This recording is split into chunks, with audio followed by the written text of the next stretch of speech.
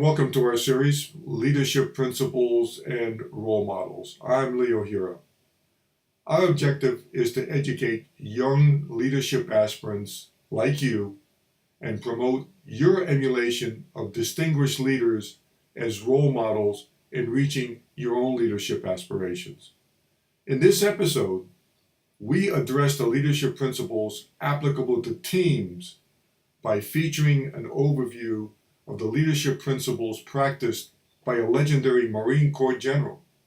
Now you may ask, why choose a military hero?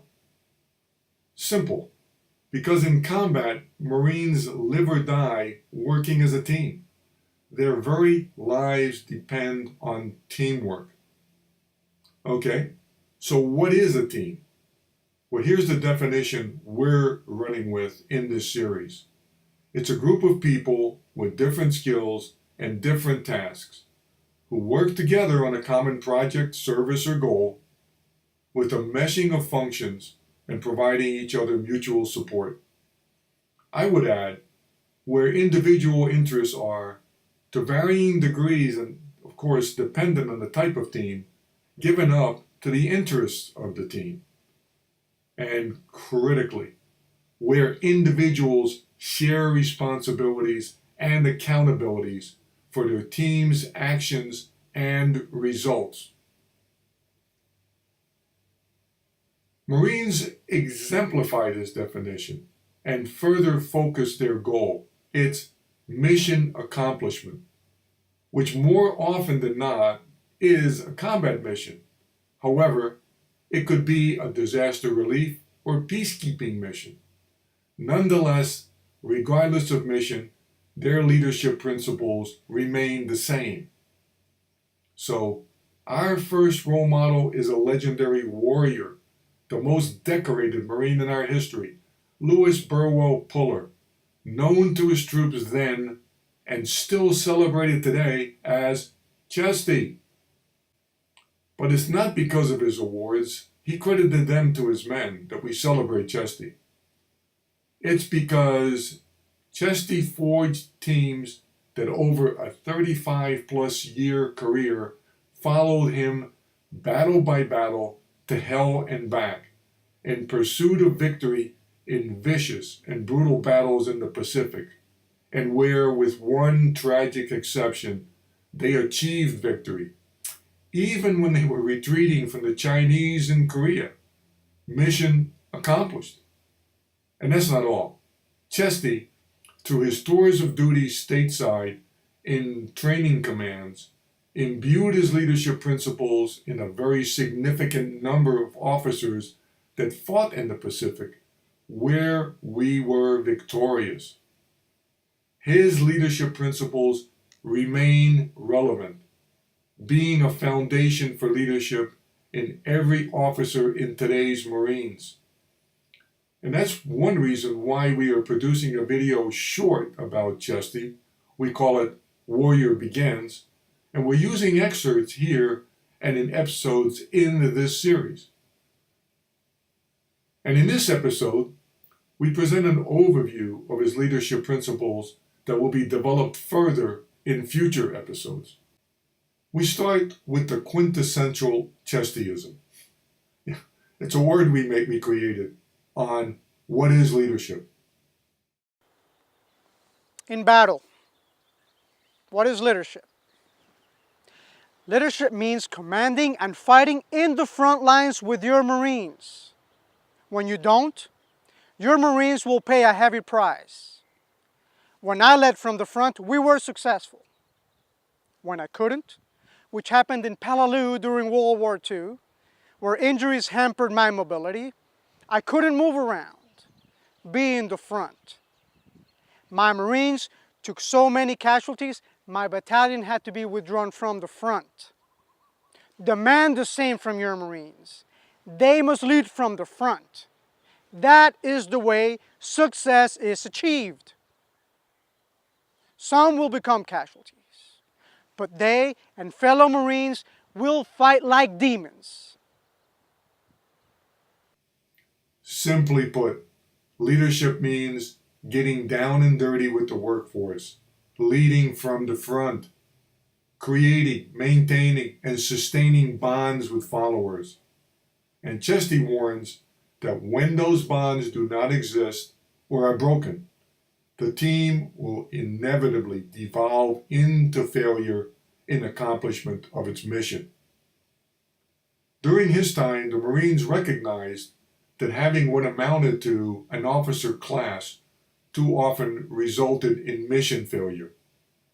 So they moved forcefully to eliminate ivory towers, the class system, with Chesty serving as a driving force behind the transition towards leadership from the front.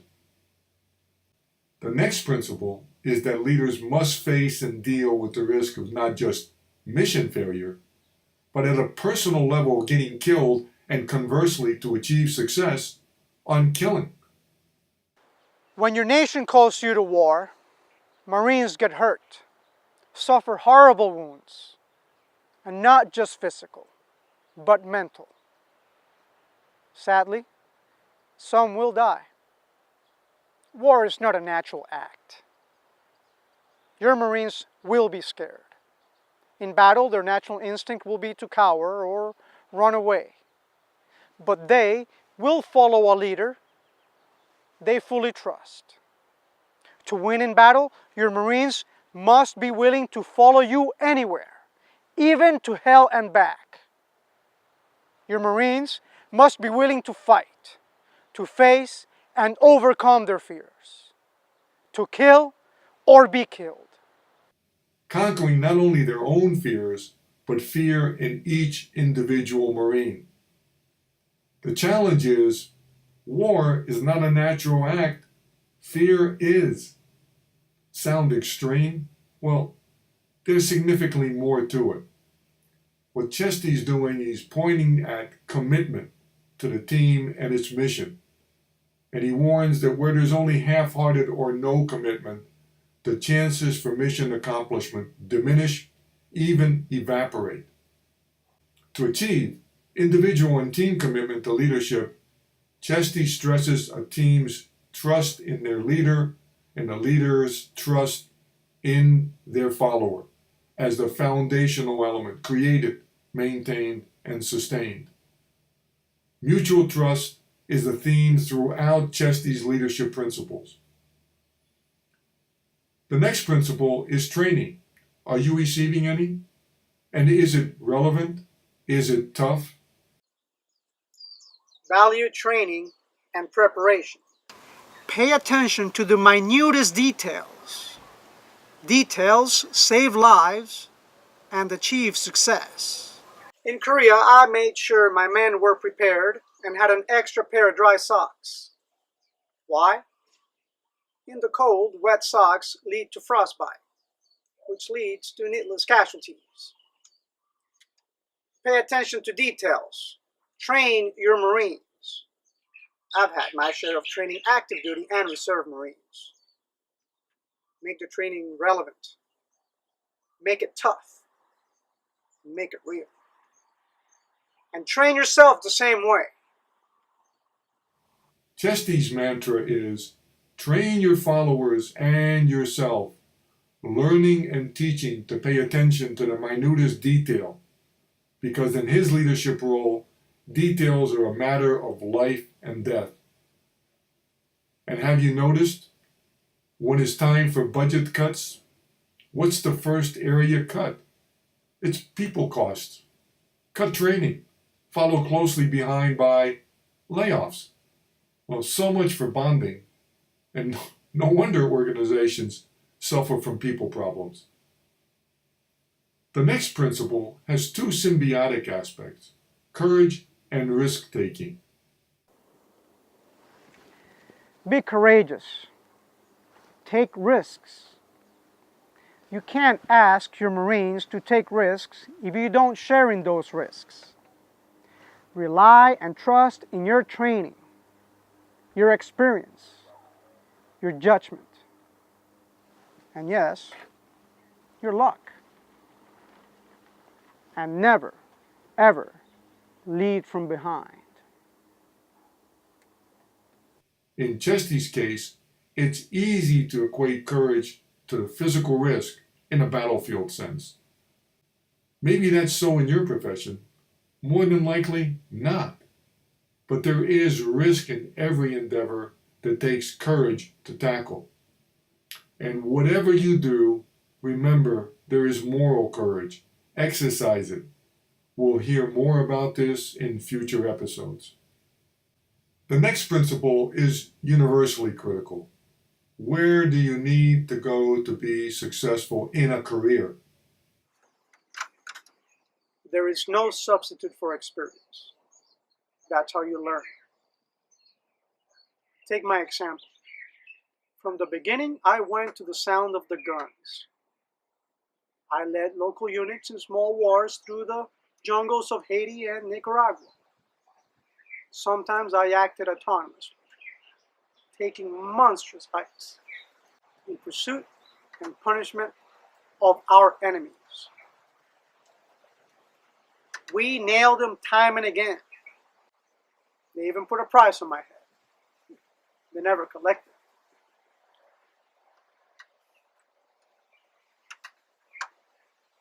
The experience I gained in the small wars in the Caribbean and Central America proved invaluable in the jungle battles of the South Pacific. Go where the guns go to be a successful battlefield leader. Somewhat perplexingly lost today, especially by young men who, instead of pursuing career objectives, wander in search of a goal, thereby losing out on gaining the necessary experience, failing to progress, sometimes for years and even a lifetime. Chesty's mantra in this regard was, go to where the guns go during his entire career. And starting very early, leaving VMI to go to the conflicts in Central America in the so-called Banana Wars in Haiti and Nicaragua as an enlisted Marine, and becoming an officer via his performance in the field, what the military calls a Mustang, someone who rises to officer from the enlisted ranks. The next principle is communications. You must keep your Marines fully informed. Don't hold back. Tell them where you're taking them, what risks they will be taking, and what is expected of them. Because when they know, they will perform at a higher level. And so what's your experience at your workplace? Are you receiving the information you need to increase your own commitment towards a common objective, to mission accomplishment? Are you a leader who spends the time to communicate with your followers? Are you effective? And when necessary, do you stand up for your followers? It's an area sorely in need of improvement in too many teams and organizations.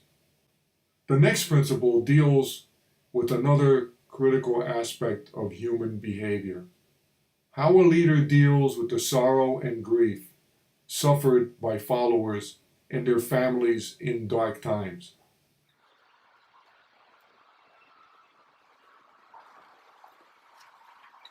I saw men wounded, dying, dead. I saw my own son come back crippled for life in Vietnam. I openly cried upon seeing the gravity of his wounds. I cried for all of them. The sacrifices they made, their cause, our nation's cause. Empathy and gratitude. Don't hold back. Remain true to your family. Keep the lines of communication active. And when home, welcome each morning you spend with your children through a song. My favorite was Good Morning Sunshine. Chesty, way too often, experienced and witnessed the carnage of war, experienced his own agonies over the criticism he received for his performance at Peleliu where his losses were horrendous, and then, after retirement, suffered to the point of tears over the horrible wounds his son suffered in Vietnam. Chesty was no stranger to grief over the losses suffered on his own battlefields. As a result, Chesty understood and demonstrated not just the bond that he formed with his men when they served under him, but also empathy for his comrades in arms. As an example, listen to the following from a commentator. Puller spent available time in the hospitals during combat seeking out his men. All wounded men of the 1st Battalion received a personal letter from the CO, which brought them cheer in those dark days. Understanding what empathy is for your followers in the context of your own careers can be, no, is, critical, as will be further explained in future episodes in this series. And then we turn to trust. When it comes to trust, you must put the care of your Marines ahead of yourself. Your Marines must come first. This sacred principle must be hammered into every junior officer in your command. When it comes to comfort, care, and safety, watch out for them. Then, your Marines will not only watch out for you, they will follow you anywhere. A simple example. When it comes to chow, your Marines eat first, you eat last. If food runs out, they know you're also hungry and going without food. Chesty preached and followed a fundamental tenet in this regard, and it is summarized in putting his followers first and himself last. Be it credit for the recognition he received for his and his men's actions in battle, to making sure that his followers were given the best rations that were available, to inspecting that his men had an extra pair of dry socks in the bitter Korean winter, to leading from the front. As we shall see, Chesty emphasizes trust as the umbilical cord between leader and follower towards leadership success.